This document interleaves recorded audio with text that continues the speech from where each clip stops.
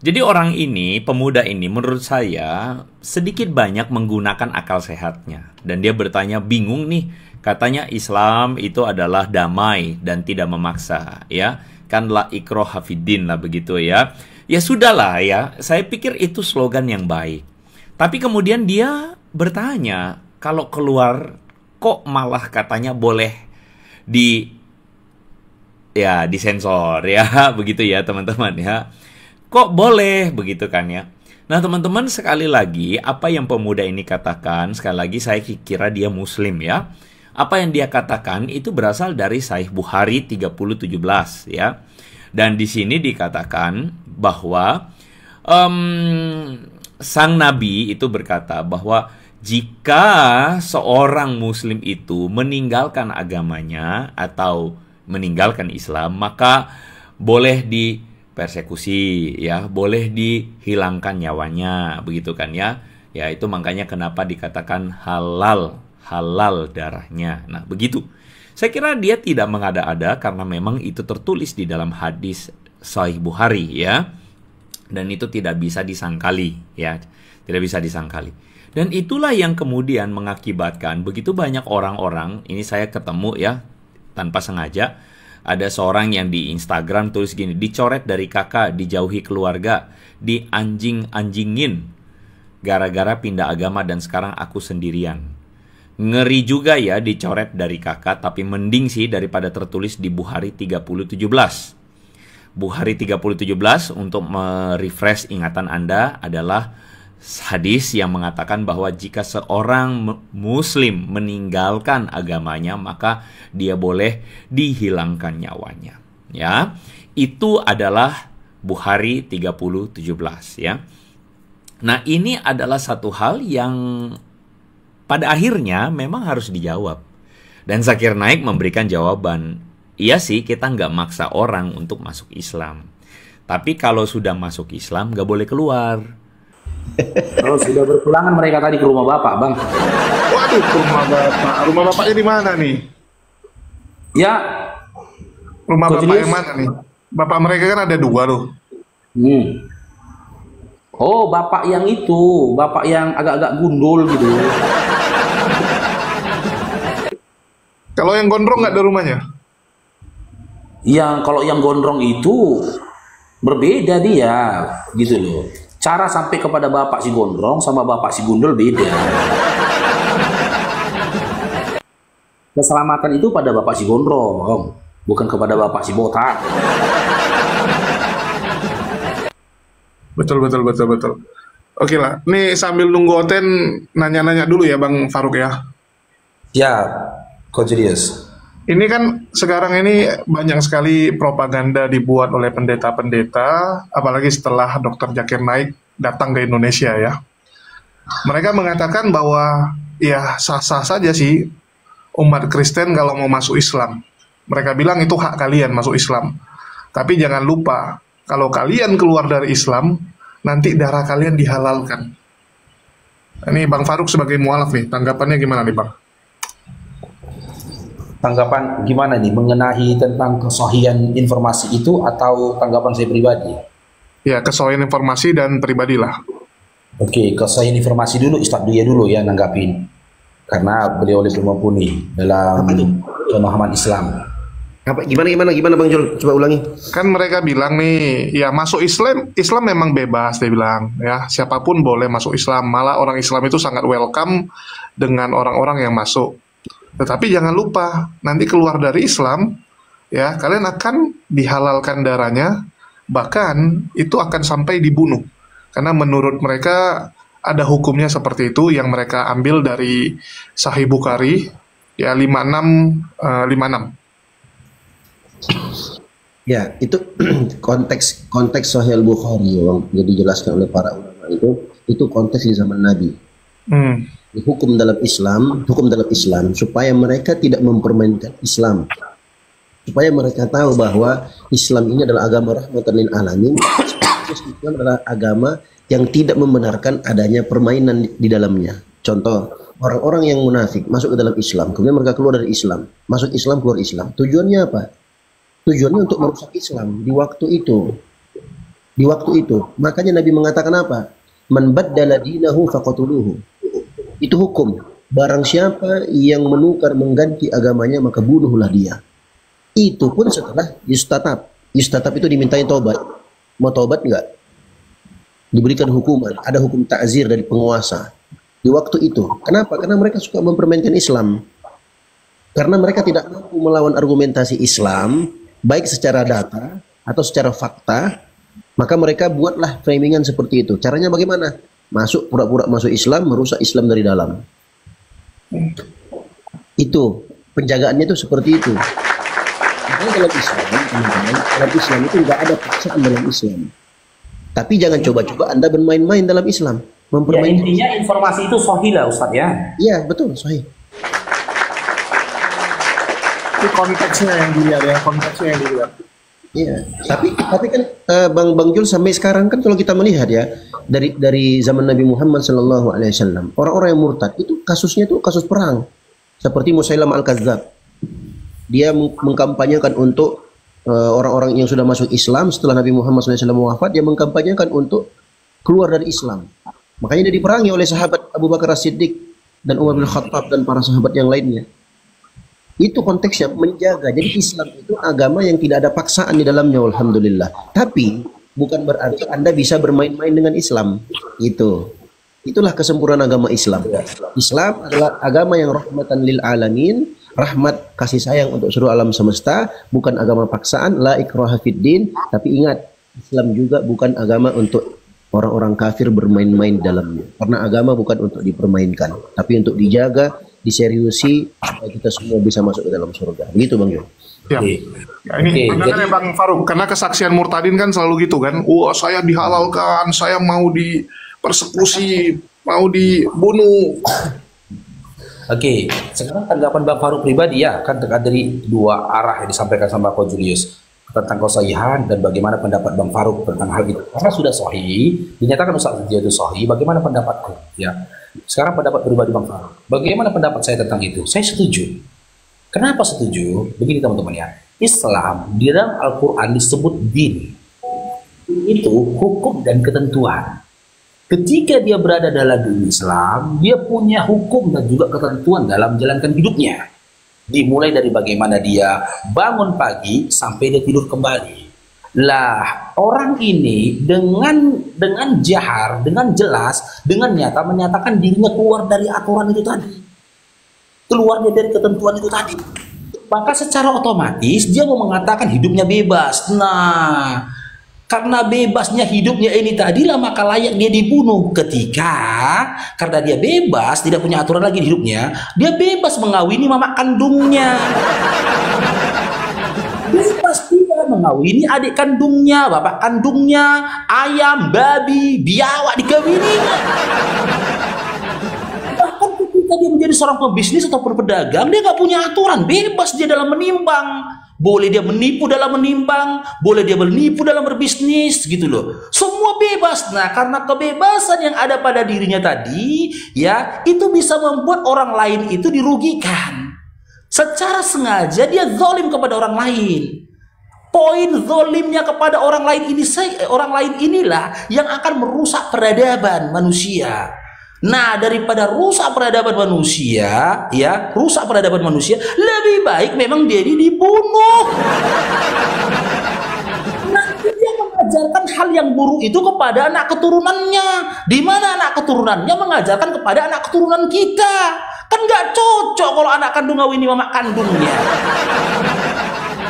Dirugikan manusia yang lain ketika dia curang dalam menimbang. Kenapa? Karena ketika dia berpindah ke sebelah, dia nggak punya hukum dan juga nggak punya ketentuan. Hidupnya bebas. Dari sudut pandang itulah Bang Farouk berpikir, gitu loh, dan mengambil pemahaman, gitu loh. Karena informasinya itu tadi sahih dan dampak dari keluarnya dia dari din Islam itu tadi sangat mengerikan, bahkan bisa menghancurkan peradaban manusia, maka layak dia dibunuh. Kenapa? Lebih baik aku berdampingan hidup sama babi daripada hidup sama orang seperti itu. Gitu loh. Aku kena aku sama babi, bersentuhan aku sama babi, cukup aku membasuh tubuhku dengan air dan juga tanah. Kan gitu. Kalau aku berhadapan sama orang kayak gitu, rusak anak keturunan dibikinnya. Bahkan bumi, bahkan bangsa ini pun hancur dibikinnya. Gitu loh. Dan babi itu tidak akan bisa merusak peradaban manusia karena dia babi. Ini manusia dia, tapi hidupnya kayak babi. Maka bisa jadi nanti peradaban manusia dibikin dia ke babi-babian. Puas dia di kebabi-babian, ke anjing-anjingan. Ke biawak-biawaan, bahkan ke kupu-kupuan. Maka pantaslah dibunuh kalau dia nggak mau bertobat gitu. Silakan Bang Kojrius, silakan. Ini jawaban out of the box ya, jarang kita dengar jawaban seperti ini. Artinya dampaknya bahaya, jadi lebih bagus dimusnahkan ya. Mungkin sama kayak gini, kalau kita tahu dulu Adolf Hitler di masa depan ya, saat dia dewasa dia akan menjadi penjahat yang luar biasa. Saya rasa mamanya juga pasti akan bilang, kalau tahu gini saya cekek dari kecil ya. Sering tuh mama bilang kan, kalau tahu kau gini, ku cekek kau dari kecil nih. Aduh. Oke, Karena ini gini, saya mau bandingin dengan komparasi. Sedikit lagi Kojrius, sedikit lagi ya. Kita lihat di tempat-tempat yang mayoritas mereka seperti Jerman dan yang lainnya. Laki-laki sama laki-laki dikawininya, kapan kita punya cucu? Coba, perempuan sama perempuan dikawinin sama orang itu, kapan kita main-main punya cucu? Coba. Kenapa mereka begitu? Karena nggak ada aturan gitu loh. Rusak nggak peradaban ketika laki-laki sama laki-laki kawin, perempuan sama perempuan kawin, bahkan manusia sama anjing kawin. Ada di luar negeri itu ada beritanya. Rusak nggak peradaban? Rusak. Bahkan peradaban manusia berhenti. Tidak ada lagi populasi manusia. Kalau sebelum itu terjadi, daripada hal itu akan terjadi, mending dia kubunuh. Pembunuhanku terhadap diri dia bertujuan apa? Memastikan peradaban manusia tetap berjalan dengan baik. Gitu. Aku compare dengan di Bible nih. Compare dengan di Bible di kitab Ulangan 13 ya. Kan dikatakan juga ini, kalau ada orang yang murtad dan juga mengajak orang kepada agama dia, yaitu menyembah kepada Allah yang lain, itu wajib dirajam tuh, dibunuh. Mungkin siapa yang bisa buka Ulangan 13? Aku nggak bisa open cam soalnya.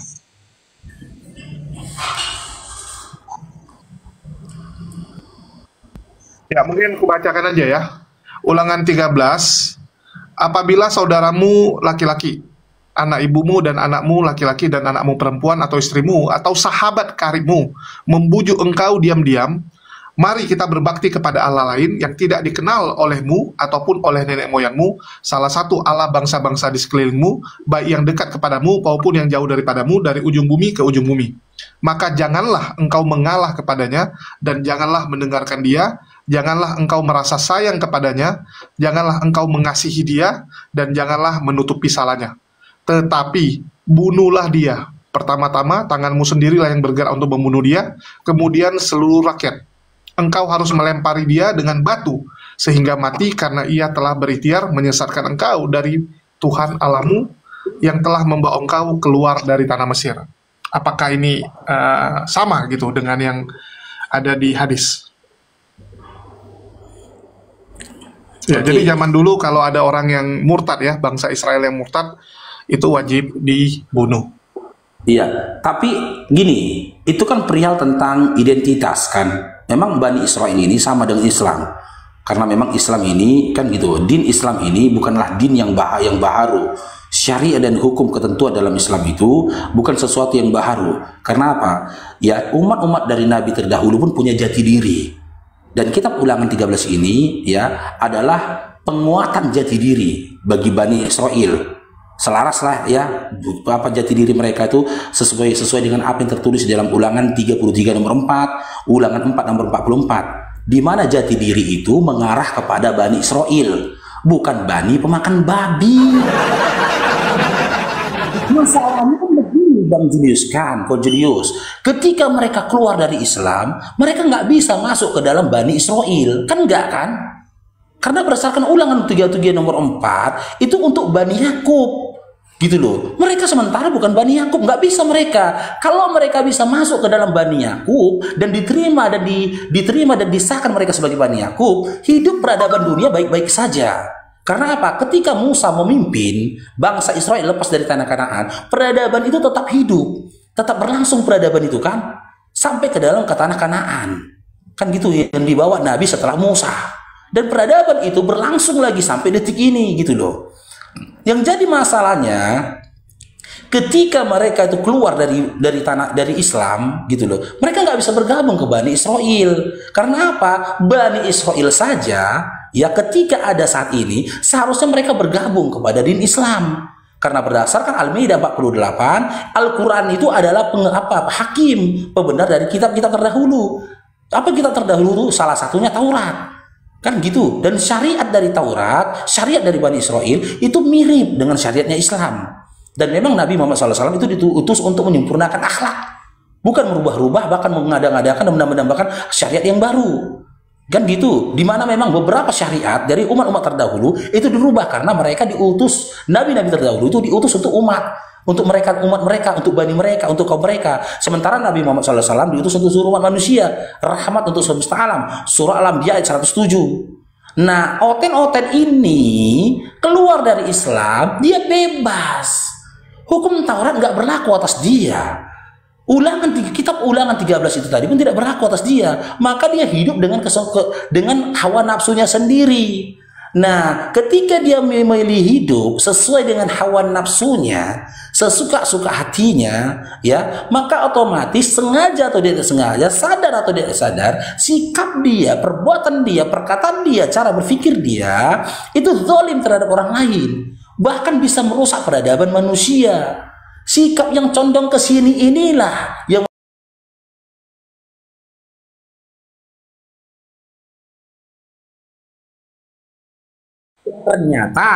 ternyata aturan dalam Islam, dalam hadis sahih yang disampaikan sama Dr. Akal tadi, dan pandangan hukum Yahudi pun selaras.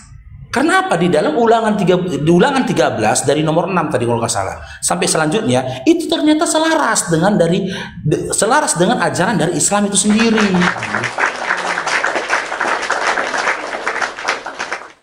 Itulah salah satu alasannya juga kenapa Paulus juga tidak memberikan doktrin yang seperti itu. Karena dia tahu nggak bisa itu diamalkan, gitu loh. Bercanda aja jadi waktu itu mungkin. Silakan Ko Julius.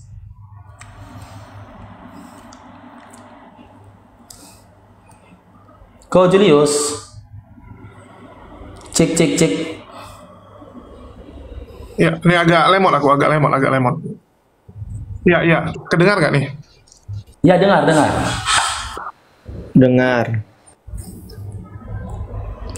Dengar, Ko Julius.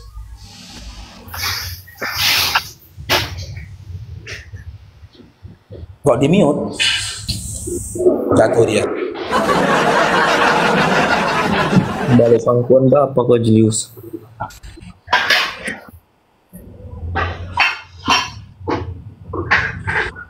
Oke, Nan Modi, selamat bergabung Nan Modi.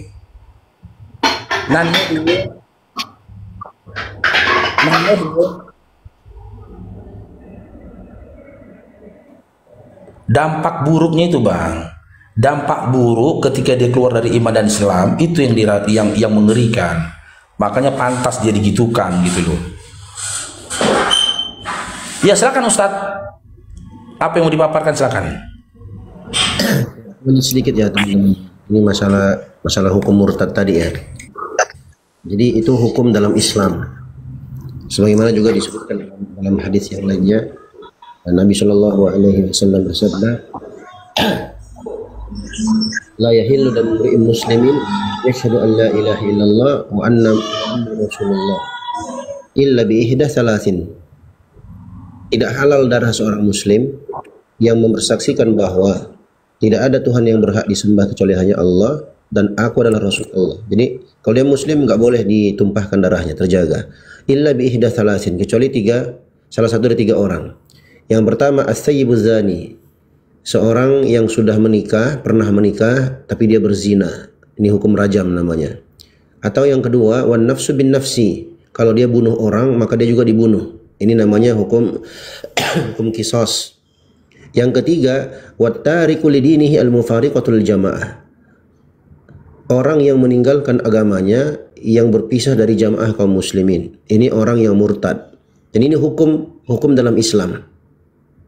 Kenapa demikian teman-teman? Inilah bentuk rahmat, bentuk kasih sayang dalam Islam. Kenapa? Karena orang-orang yang sudah masuk Islam dan dia sudah mengetahui tentang kebenaran Islam, kemudian dia murtad, itu ada banyak ancaman. Ancamannya apa? Ancamannya neraka. Karena sayangnya Allah Subhanahu wa taala kepada hamba-hambanya, maka mereka itu diberikan ancaman supaya mereka tidak masuk ke dalam perkara yang sangat menakutkan, mengerikan itu. Apa itu? Itu neraka. Disebutkan dalam surah Al-Baqarah 217. Wa may yartadid minkum an dinihi fayamut wa huwa kafir fa ulaika habitat a'maluhum fid dunya wal akhirah wa ulaika ashabun nari hum fiha khalidun. Barang siapa yang murtad di antara kalian dari agamanya, dari Islam, kemudian dia mati dalam keadaan kafir, mereka itulah yang terhapus seluruh amalannya di dunia dan di akhirat, dan mereka itulah penghuni neraka kekal di dalamnya selama-lamanya. Jadi supaya hamba yang sudah masuk Islam ini tidak masuk dalam golongan orang-orang yang masuk neraka setelah dia murtad, makanya dia diingatkan. Makanya ada ancaman tentang bahaya orang yang murtad, sekaligus menunjukkan tentang keseriusan dalam beragama Islam. Itu nggak ada main-main di dalamnya. Memang benar-benar tentang keselamatan yang abadi atau kesengsaraan, kebinasaan yang selama-lamanya. Diingatkanlah dengan ancaman-ancaman supaya apa? Supaya mereka bisa mengambil pelajaran, efek jera bagi orang-orang yang mau bermain-main dalam Islam. Makanya orang-orang kafir yang tahu hal seperti ini, mereka nggak berani. Bentuk kasih sayang Allah Subhanahu wa taala disebutkan dalam surah Ali Imran ayat 85. Wa may yabtaghi ghairal islami dinan fala yuqbala min wa huwa fil akhirati minal khasirin. Siapa yang mencari agama selain agama Islam, maka tidak akan diterima agama itu dari dia, dan dia di akhirat termasuk orang merugi. Oke? Dibikin pula ayat-ayat yang lainnya bahwa api neraka itu uiddat lil kafirin. Neraka itu disiapkan untuk orang-orang kafir. Nah, bentuk kasih sayang Tuhan pencipta alam semesta, orang-orang yang sudah masuk Islam, jangan sampai dia keluar lagi, diberikanlah ancaman-ancaman itu. Supaya mereka benar-benar takut dan benar-benar selamat dari bahaya api neraka dan dari bahaya kesengsaraan di akhirat yang kekal selama-lamanya. Nah, bentuk sayangnya Allah diingatkan. Oke? Samalah begini ya Bang Faruk ya, Bang Jul. Aku punya anak. Aku ingatkan dia, jangan kau pakai narkoba. Pakai narkoba putus kepalamu. Aku masuk penjara, aku putusin kepalamu. Takut gak kira-kira anak itu? Dia akan takut ke saya. Dia akan takut, wih ini ngeri abiku ini. Nah, kenapa saya ngomong begitu teman-teman? Karena saya tahu bahaya narkoba itu. Lebih baik saya berikan ancaman supaya apa? Jangan sampai anakku ini na'udzubillah main narkoba. Alhamdulillah dengan ancaman yang serius seperti itu. Artinya dia tahu, wah ini abiku nih. Abi itu ayah ya teman-teman yang belum tahu. Ayahku ini serius ini, ayahku ini nggak main-main ini. Nah dengan demikian alhamdulillah terjagalah anakku dari narkoba itu. Itulah yang menunjukkan tentang kesempurnaan Islam. Adanya bimbingan, adanya peringatan, ada namanya bisyarah, kabar gembira, ada namanya inzar, peringatan. Jadi ada kabar gembira, ada peringatan. Ada janji-janji yang sangat mulia bagi orang-orang yang mati di atas keimanannya, seperti dalam surat Fussilat ayat 30 sampai 31. Apa yang mereka dapatkan? Mereka akan mendapatkan surga. Dibikin pula ada ancaman bagi siapa? Bagi mereka-mereka yang mati dalam keadaan kafir, apalagi dia murtad. Mana dalilnya? Tadi kita sudah sebutkan surah Al-Imran ayat 85. Dibikin pula dalam surah Al-Baqarah ayat 217. Jadi ada ketegasan di dalamnya teman-teman. Jadi nggak main-main, nggak menye-menye. Islam adalah agama kebenaran, agama yang penuh dengan kasih sayang. Dan kalau ada orang yang mau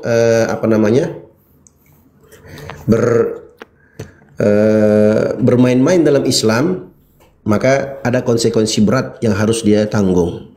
Itulah bentuk kesempurnaan Islam, alhamdulillah. Dan ini teman-teman, yang seperti ini nggak ada di ajaran agama manapun. Ajaran yang sempurna seperti ini itu tidak ada diajarkan dalam agama manapun. Walhamdulillah. Lanjut Bang Faruk. Oke, ini aku pertanyaan berikutnya nih Bang Faruk. Ini kan lagi bahas Bible, kitab suci atau porno ya, tanda tanya nih. Kan kita tahu ada ayat-ayat yang ya mohon maaf ya kurang layak untuk dibaca oleh anak-anak di dalam Bible. Bahkan di Amerika sendiri Bible itu sudah dilarang untuk dibaca oleh anak-anak di sekolah. Ada beberapa negara bagian sudah menerapkan hal itu. Yang jadi pertanyaan nih Bang Faruk, kan kita tahu Bible itu hasil kanonisasi bapak-bapak gereja. Artinya dulu disortir nih sama bapak-bapak gereja, mana ayat-ayat yang masuk ke dalam kitab suci, mana yang tidak. Ada kesempatan mereka untuk menyortir hal tersebut. Kenapa ayat-ayat porno ini, ya, yang dianggap porno ini, dulu nggak dihilangkan saja gitu? Kan ada kesempatan loh untuk, ya udahlah nggak usah dimasukin lah, ini bahaya nih gitu kan. Tapi kenapa malah dimasukin juga? Ya mungkin tanggapannya Bang Faruk.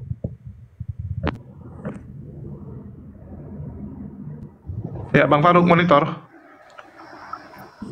Ternyata Bang Faruk lagi sibuk, saudara. Iya, lagi kerja. Ya, mungkin tanggapan Sal dulu nih, Sal. Menurut lu kenapa nih? Kok bisa? Kan dulu sudah ada sortiran tuh. Sudah ada kesempatan tuh untuk menyaring Bible. Kenapa tetap dimasukin ayat-ayat ini? Kenapa nggak dihilangkan aja? Yang paling tepat, kata-katanya sudah ketetapan. Waduh, karena sudah ketetapan. Kan gimana lagi Bang Ko Julius? Kalau kita contohnya kayak penyalipan itu kan sudah ketetapan Tuhan katanya. Setuju. Karena sudah ketetapan bahwa ayat yang konon porno itu jadi kitab suci mereka lah ya. Begitu. Aduh, kok double.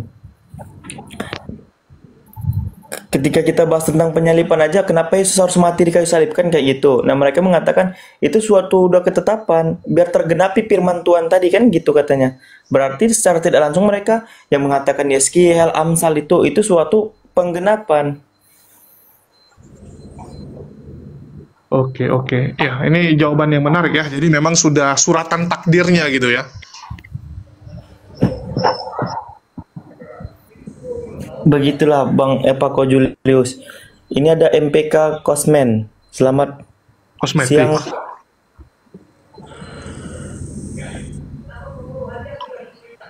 Ya, selamat siang teman-teman yang baru join.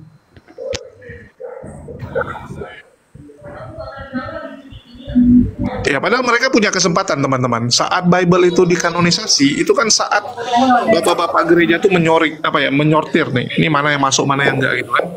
Tentang Yesus menikah, ya itu disingkirkan.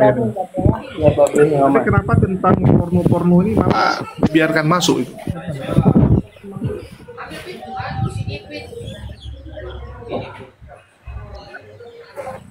Halo, ini kok jadi ribut? Moderator.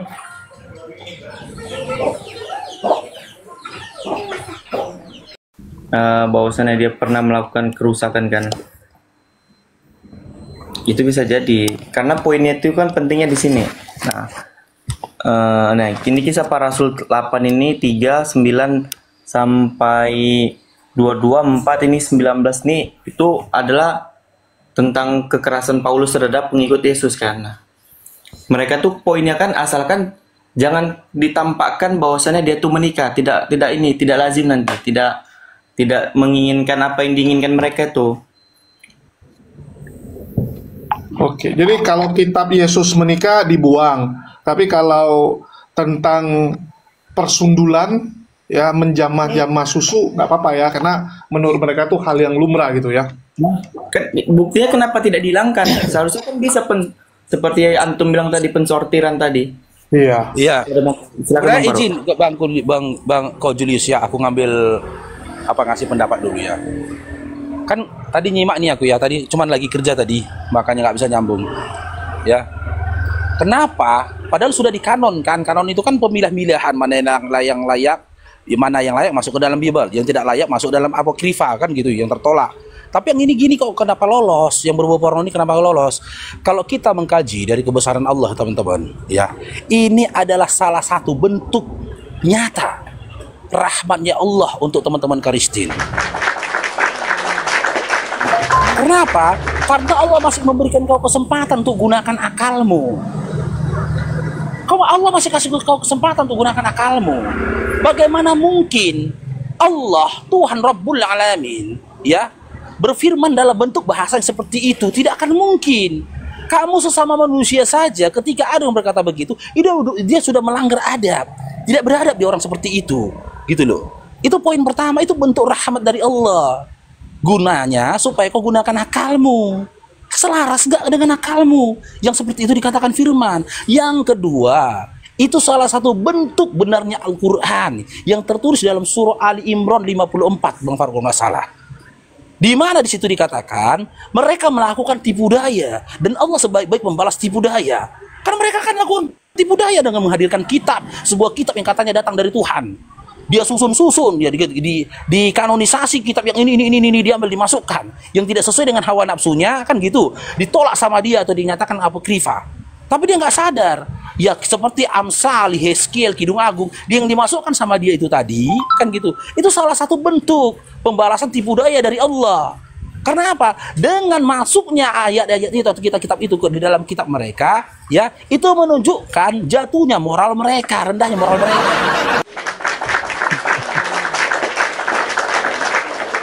Dan dari lolosnya, dari kanonisasi kitab-kitab itu tadi, membuat segelintir dari mereka atau sebagian besar dari mereka yang mendapat rahmat dan juga hidayah dari Allah menggunakan akalnya.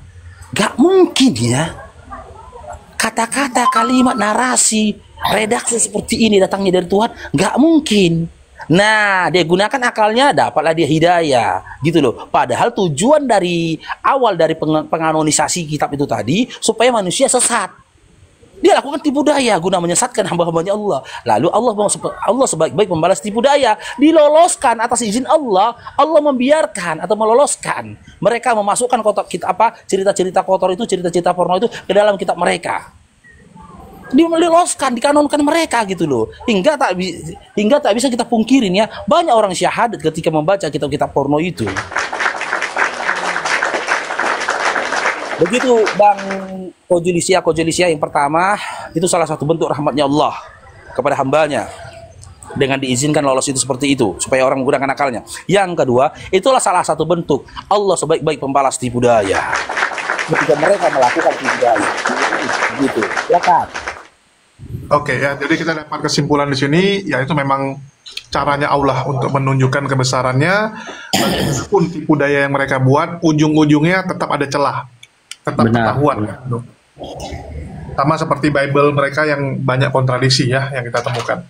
Terus nih Bang Faruk, kembali lagi kok Julius, kembali lagi seperti kita lihat, berarti kita kembali seperti orang Yahudi lagi. Apakah orang Yahudi menerima dengan kitab mereka? Tentu kan tidak. Artinya kan ada perubahan. Kan mereka mengambil perkataan-perkataan dari ini kitab-kitab Yahudi. Ketika mereka mengambil itu, rupanya orang Yahudi tidak terima. Berarti kan berbeda gitu.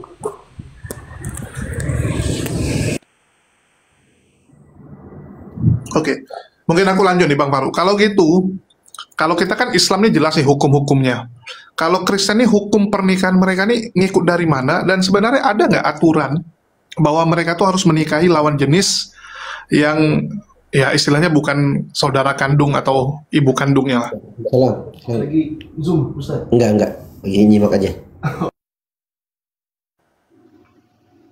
Ya Bang Faruk.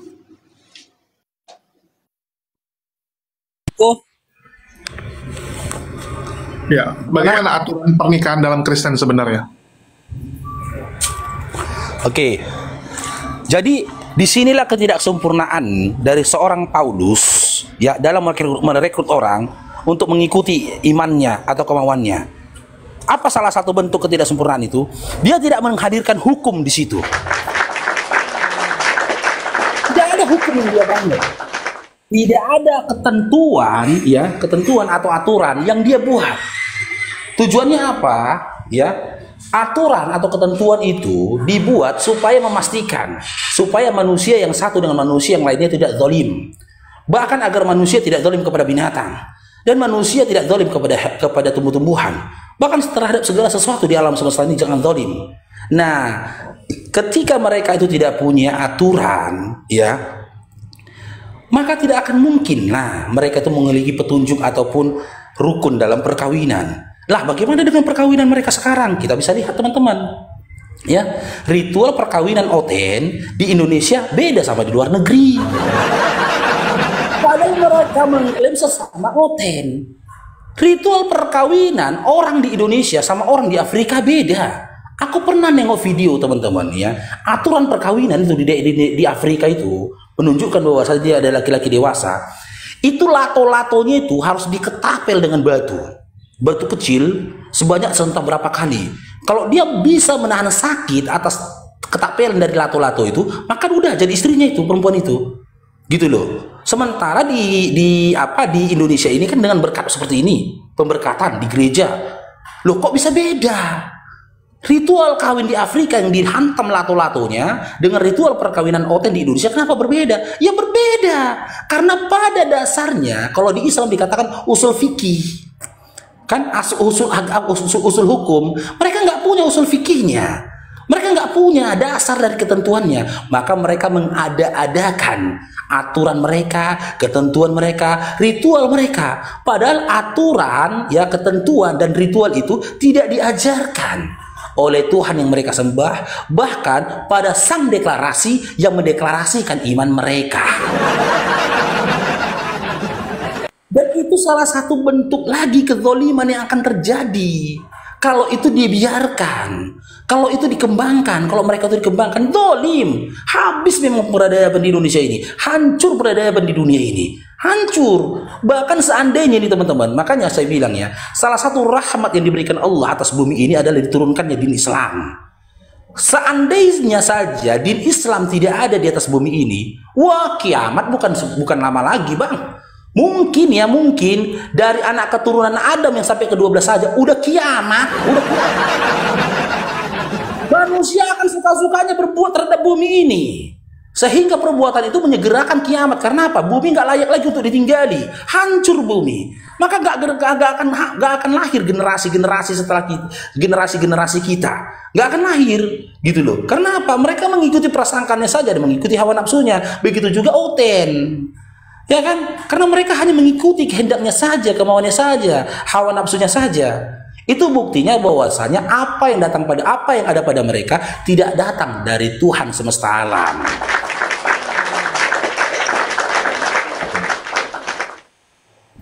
Ya, silakan. Jadi mereka jawab gini, Bang Faruk, loh buktinya kan kekristenan ini berkontribusi kepada kemajuan teknologi dan sebagainya gitu kan. Terus yang kedua, sampai aja situ di Tokber.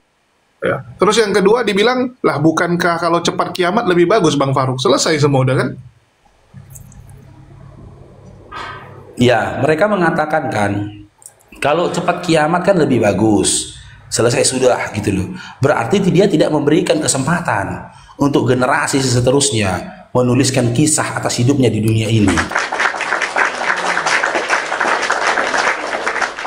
Kalau begitu aku lebih sepakat, lebih baik kiamat ketika Ibrahim dibakar dalam api. Oten nggak sempat lahir kan? Kiamat itu bagus gitu aja. Ketika Ibrahim dilemparkan ke dalam api, udah kiamat aja. Gitu loh. Itu lebih baik. Sehingga kisah yang terceritakan nanti di akhirat yang baik-baik saja, nggak separah sekarang.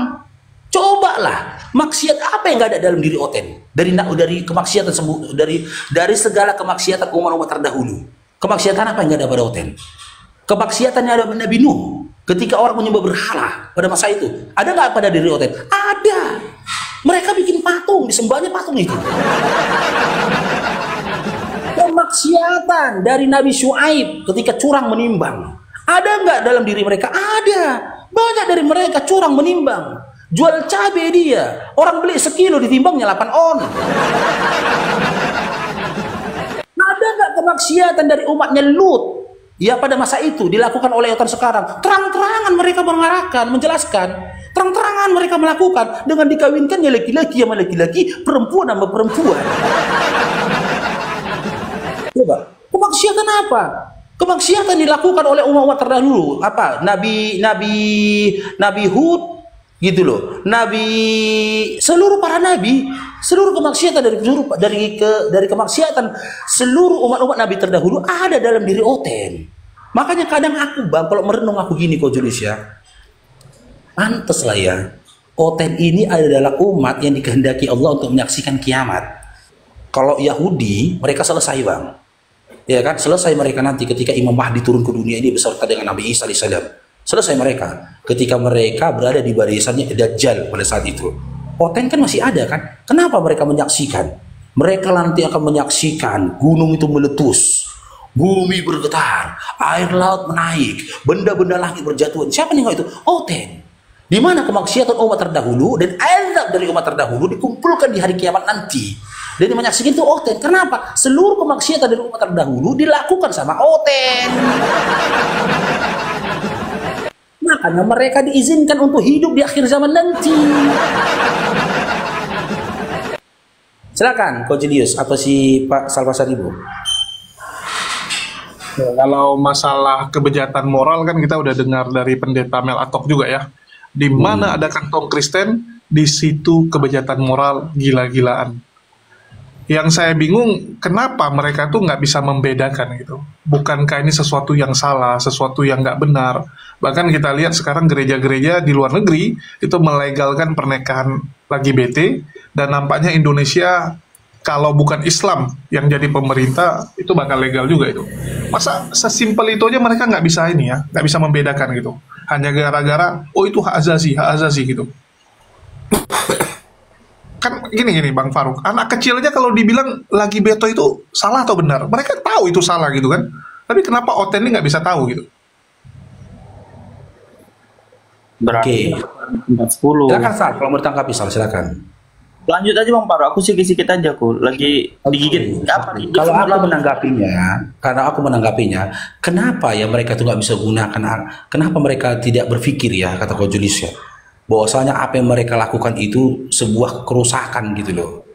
Ya kalau aku kembalikan kepada perbincangan kita di awal tadi, karena mereka menolak din Islam.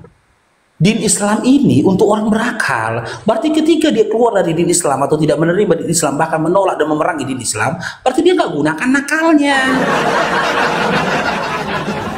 Banyak orang-orang yang nggak gunakan akalnya lah yang mau kawin laki-laki sama laki-laki, perempuan sama perempuan. Banyak orang-orang yang tidak gunakan akalnya lah mau menyembah dan meyakini sosok yang menciptakan langit dan bumi ini adalah sosok laki-laki yang tak bercelana dan juga tidak berbaju. Banyak orang-orang yang nggak berakal lah mengimani bahwasanya menciptakan langit dan bumi ini adalah sosok yang dilahirkan dari seorang perempuan. Kenapa itu? Karena mereka menolak din Islam. Mereka tidak menerima din Islam. Maka secara otomatis mereka menolak akalnya dan mereka hidup sesuai dengan hawa nafsunya. Binatang itu dia tidak diberikan oleh Allah akal. Makanya dia hidup dengan hawa nafsunya. Sampai-sampai hawa nafsunya menggiring dia untuk memakan kotorannya. Itu babi. Beralih ke binatang lain seperti kambing, domba dan lainnya, itu pun tidak gunakan akalnya. Dia hidup hanya menggunakan hawa nafsunya. Makanya dia nggak tahu mana kebun dari tuannya, mana kebun dari tetangga. Digilingnya semua tanaman. Digilingnya semua tanaman. Anjing pun seperti itu juga, gitu loh. Anjing pun seperti itu juga, karena dia tidak gunakan akalnya, makanya dia hanya mengenal seseorang berdasarkan siapa yang memberi dia makan. Kalau orang nggak kasih dia makan, dilihatnya digonggongnya, gong kata dia, karena nggak memberi dia makan, gitu loh. Kenapa bisa begitu? Yang dia gunakan hanya hawa nafsunya saja. Penting kau kasih aku makan, nggak gonggong kau. Kau kasih aku makan, kalau kau kasih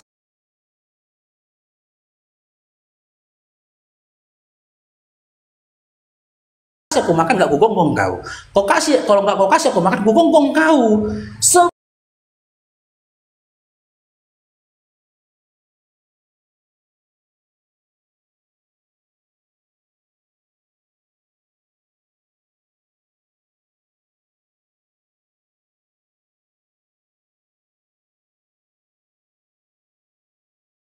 orangnya bahkan menaiki mama kandungnya, induk kandungnya nggak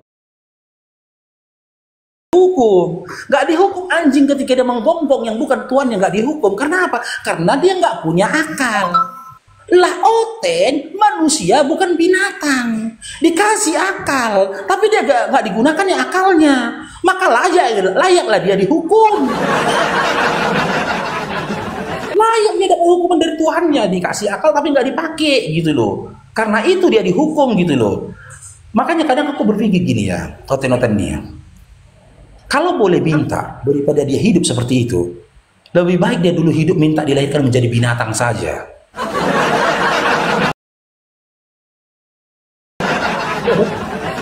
Hidup sesuka-sukanya, mati nggak dapat hukuman. Karena apa? Nggak punya akal. Lah ini Koten, kok manusia, kok punya akal, nggak kau pakai babak belur kau nanti di akhirat. Gitu, lanjut Bang.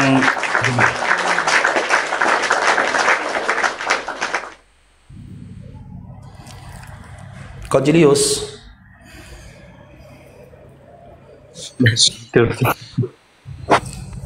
Ya, silakan Sal. Kalau mau ditambahi Sal, silakan Sal. Enggak ada. Ini ya Bang Farouk ini gimana ya? Nggak dibenci sama Oten kayak gini. Ini gimana kok? Kojilius gimana?